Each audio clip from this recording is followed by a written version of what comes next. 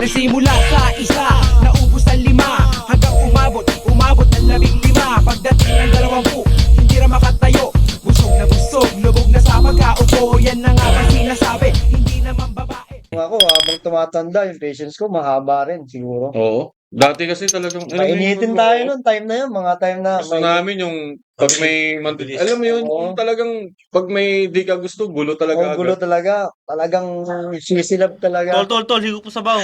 Hindi mo Ngayon, maintindihan. Masarap. Alam mo yun, Lalo na nung bago mag-pandemic, ayun yung mga times na mainitin pa mga ulo mo. Pero Mm. nag-pandemic, yung parang na ano mo yung sarili mo, na yung para ka na rin ibang tao. mm, Ano yung nangyari sa'yo na para ka ng ibang tao?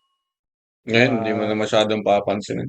Pag nag-edit ka, ba't gano'n, no? Excuse me lang pare ha. 25 pa lang ako eh. Yung akala mo, akala mo bumibilis ng oras kasi matanda ka na. Matanda na sila. Excuse me. Tapos yung pala, bumibilis talaga yung oras. Mabilis na talaga yung oras. Sabi sa, Ano, yun, kasi oo.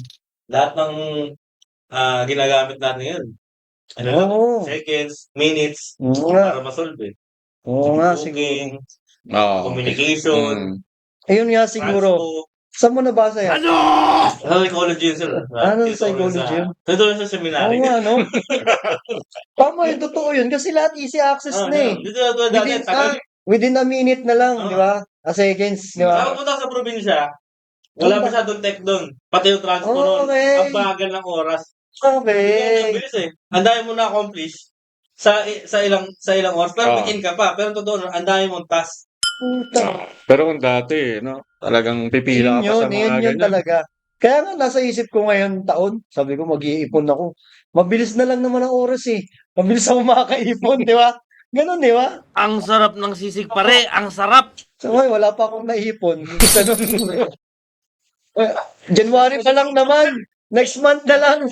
Pero sobrang bilis ng oras eh. Sobrang bilis kasi ng oras. Wala tuloy ako naipon.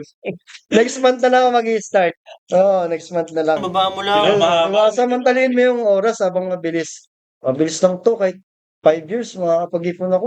Mabilis lang oras eh.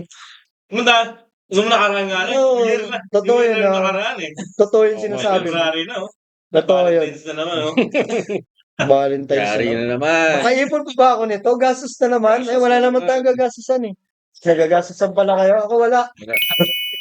Totoo yun pa yung sinasabi. Yun pala yung psychology natin. Ano? Totoo yun. Kasi nga, Ang dami na nagagawa eh. Sa okay. loob ng 8 hours, you know. Pero sa'yo, kulang ka pa rin. Pero normal ba yun? Parang pag sa trabaho, lahat na pinapagawa sa'yo. Kaya dapat mabalanse yun eh. Bigay mo lang yung para sa kumpanya eh. Oo. Pagka sumobra ka, waka talaga. Hindi ko, ako naman sa trabaho, hindi ko sinasabing galawang minimum lang. Pero ginagawa ko rin ng best ko. May CCTV naman eh. Kita mo naman eh. Yeah. Ba't tayo sa kwento sila?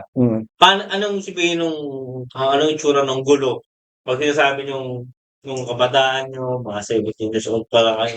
Gusto nyo makuha yung ganito. Pero pag di nyo nakuha, gusto Ay, kaagad sa ng akin gulo. nun, sa amin kasi nun, magkaiba kami ng grupo nila Benji nun. Iba naman din yung kinalakihan namin. Nagkikita lang kami talaga niyan nila Benji pag tugtog talaga. Oh, practice tayo. Pupuntahan dun sa bahay. Practice kami. Bahay. Oh, ganun yung setup namin dati. Ganun kami dati. May ibang Pero iba yung ano talaga namin, yung sinaming tambay, tas gulo. Iba yun, magkahiwalay kami. Magkahiwalay kami ng I love you. buhay ng gangsta. Boy of six up. They belong to the streets. Belong to the streets. Yung Pero, tawag sa'yo dati ng mga chismosa sa labas. Pag nakikita ka sa labas, mga walang pangarap sa buhay yan. alam mo yan, Nakakarinig. Saan na kaya sila? walang pangarap sa buhay. Buhay pa ba yung mga yun? May pangarap din naman kami. inom na naman. Inom na naman. May kasama na ng barkada. Buhay na naman.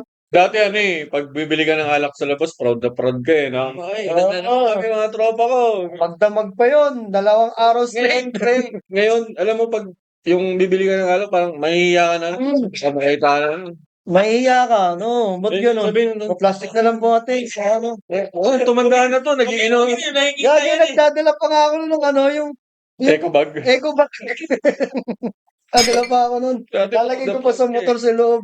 Sabi ko, puta. Ba't gano'n? Ngayon, nagtatago ka na eh. no? Oo. Iba na yung pagka talaga nagmamature ka, iba na yung True. Hindi ka na yung bida-bida. Excuse me. Yung dati ka nun, bata ka nun, pabida ka eh. White din lang eh. Pag sinabi ngayong matanda ka nun, pabida ka, wala na. Hindi pa ako lasing. Talagang nagsuslow down pagdating mo ng 30s eh, no? Oo. Sino ba? 30s na ba kayo? 29 pa lang. Okay. Konti lang inumin ko. Bilis din ng taon na. Isipin mo. Nung naroon, parang ilang ka pa lang. Ilang taon ka pa lang. Ganun. Tatagal ka na naman sa trabaho mo. Doon ka na tatanda. Ano, putin. Ako sa trabaho ko naman, okay naman ako okay lang ako. Ikaw okay ka ba? Okay lang. Goods lang. Baka simula mo pa lang eh, no? Sa, Saan na? dito? Dito sa bago kong company, parang 7 months pa lang ako. Tagal na rin mo. May iba naman. Kasi, netong, di ba, nung nag-pandemic, nauso yung mga work from home na ano. Kasi, di ba, yung trabaho ko dati sa events. So, nung nag-pandemic, sobrang limitado ng events. Alam mo yun, hindi ako makapag-shoot, Yun, hindi ako mag-ano. Meron mga time na nagsushoot ako nung pandemic, talagang resolve ka pa, dami nilang requirements, daming ano, quarantine ka pa, bago ka, i-release, ganun. Alam mo yun. So, sabi ko, parang, hindi ko masusuportahan yun kasi may anak na ako eh. Hindi ko masusuportahan. So, naghanap talaga ako ng tapos nakakuha ako work from home, ganun. Tumagal ako dun. Bus na pulutan eh. Nung naka-work from home ako, parang na-boring naman ako. Sabi ko, hindi ako makaporma, hindi ko masuot yung mga binibili kong sapatos, ganun, ganun. Naghanap ako ng dyan ako napunta. Na, naka-onsite na ako. Ngayong naman, yung ganito, tumagal na ako ng 7 months sa bago kong company. Parang balik na lang ako work from home, nakakapagod pala bumiyahe. Paano? Ang gastos pa. Ay, kapag naka-work from home, kung ano na yung pagkain sa bahay, nandun na. Tapos pagkagising mo, alam mo yun, Ano yun? lalagin ka lang, tulog ka ulit. Sa akin talaga kasi lahat ng trabaho na bibigay sa akin, siyempre pinapahalaga ko. Kasi di mo masabi mamaya, bigla kang tanggalin dahil may na-miss kang task eh. Joke lang. Ano? May time nun, nag-inom kami nito, parang kasi Kasama night namin shift ako. doon yung mga Peronia kids, di ba? Kasama natin. Sa trabaho, may nakatulog ako, naka-in pa ako. Sabi ko lang, anong oras na? Hinanap na ako ng boss ko. Sabi ko, sorry boss, nakatulog ako. Pang dapat lang doon, talagang magsasabi ka ng totoo ano nangyari. Kasi pag nagsisinungaling ka, mas hindi ka nila pagtatakpan. Alam mo yun? Hindi ka nila masasalo ng mga boss. Yun naman talaga dapat eh. Kung may ginawa ka ng mali, aminin mo na. Diba? Kasi kung mali ka na, tapos magsisinungaling ka pa, edi another mali yun. Oo. Dumoble ka Tapos na. matitrace pa, no? Hindi ka na gano'n. Wala na.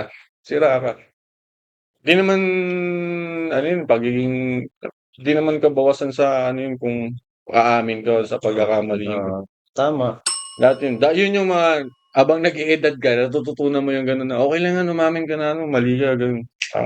Pero depende sa sitwasyon, di ba? Hindi na katulad dati na bata-bata ka na, mag-iitin ka pa kaysa alam mong Kahit mali ka na, nakakatira mo ngayon, pa, gano'n. sorry akin, ganun ka na lang, di ba? Tapos agad, wala nang Tapos habang yung- argumento. Parang very daddy yung pre. Sorry, akin. May mga anak mo tayo, di ba? Oo, pare. Ganun Hindi eh. mo kasi yun, ang isang tama yung sa sinabi mo. May mga anak na tayo, so dapat ikaw yung magiging ehemplo ng Huwag na tayo makipagtalo pag may alam natin may mali tayo. Pag alam mo mali ka, umamin ka na, ganun. Simple lang. Usapang banda na usapang buhay na may konting usapang banda. Hindi totoo naman kasi yun kasi nandun yun yung pagbabanda, Oo, sa pero iba't kung yung yung buhay. buhay, yung mo sa buhay, ganun. Yung profession mo tapos Baka kasi na tayo, pre. Oo. 29 ka, di ba? 28, no? 27. 27. 27 ako, di ko alam kung nasaan ako. Okay eh.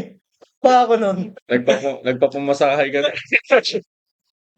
Kung hindi mo naranasan yun, ang boring ng buhay mo siguro. Yeah. Pero kanya-kanya naman tayo ng sa buhay eh. Journey. Hindi ko naman sinasabi na porke di nyo naranasan yun boring na buhay nyo. Kanya-kanya lang naman. Saka iba-iba yung boring level eh. Saka yung, ganun pa rin talaga na iba-iba yung ng tao. Hindi pare-parehas. Yung na yun, naging lifestyle yun. Yan minsan din sa pagbabanda. Minsan nadadala mo yun nagiging lifestyle mo yung Oo. depende sa paano mo kinakarir yung mo eh.